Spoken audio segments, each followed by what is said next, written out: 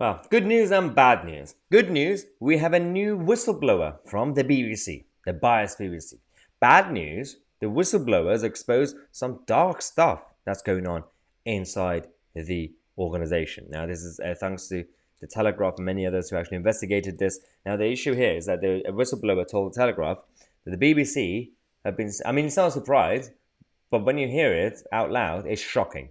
They have been suppressing stories, blocking stories, news stories that challenge. It's not necessarily just about the trans debate or things like that, but to be fair, it applies to everything else. You challenge their agenda, the consensus of the establishment. Anything from the climate change issue to, of course, now the pride flag and everything else.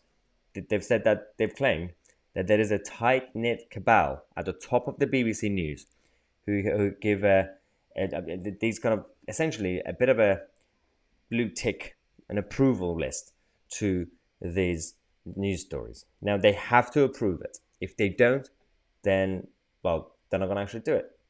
So they don't really have their own autonomy. That's one thing the BBC staff. So even if you have one or two good sound BBC producer or presenter, they don't really have that much power because they're going to have to listen to the cabal at the top of the BBC.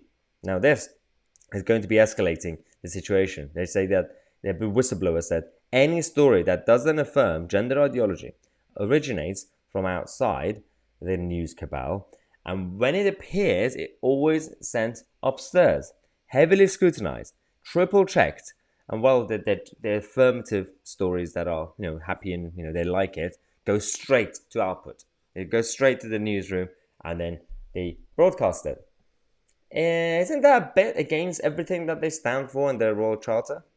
I think of all things that we criticize the BBC for, if there is evidence like this, it's coming out, thanks to the whistleblower, if the government is serious about doing something about the BBC, because it is still state control while being a quango, this is the time for Nadine Dorries and Boris Johnson to step up, do something about it. Stop just going on in the House of Commons and make statements saying, oh yes, we want to denationalize the BBC. I don't care about that at this point. Do something about it now. Stop with the rhetoric and start with action. Now, the whistleblower has also exposed what they are doing inside the organization, which is really, really creepy. Absolutely, extremely creepy. So they are forcing their own staff, especially across the radio outlets that they have. There's mandatory training and a lot of kind of propaganda to essentially tell them how they should change their behavior. And this is done by Global Butterflies, which is an organization for these sort of social propaganda, basically. We are living in North Korea. We don't even know it. So this is what they say. There are 150 genders. You have to memorize it. They'll give you a list, I guess. I don't know what they're going to do. 150. Not 151, not 149, 150 genders. The he or she pronouns can create discomfort, stress, and anxiety. This is what they're saying. These are the bullet points that were received from the whistleblower. And then another thing. If you overhear a colleague using an incorrect pronoun for someone, take them aside and remind them of the correct pronoun. Oh, God, it's so cringy. You have to remind them of the correct pronouns. The problem here is, I'm just sitting here. I'm old school.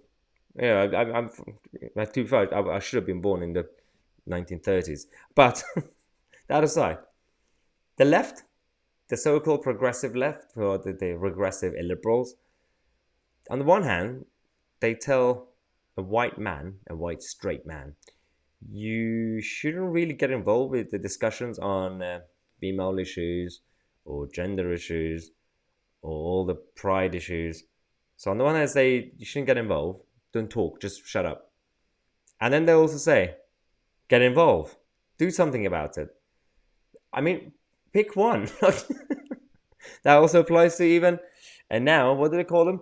Cisgender, straight female, white female humans. Because that's not good enough anymore. Being a woman is no longer a minority or a protected group. They say you shouldn't talk about issues from about the other skin color or different genders, I guess. But then they say you have to get up and do something about it. I'm like, pick a side. You can't just control us and tell us how to think, how to live our lives, and expect us to not do anything about it. Unfortunately, there's way too many people who are surrendering to this just to not cause trouble, especially because of the British culture. We don't want to cause trouble. We just stay quiet out of politeness. But then that also has been the reason that we open the door to chaos. This happens when you open the door to chaos. Now, we're going to come back in half an hour. I need to take a quick break because I'm going crazy just thinking about this. We're going to come back, so subscribe to the channel. I'm Tousi, and we are the media.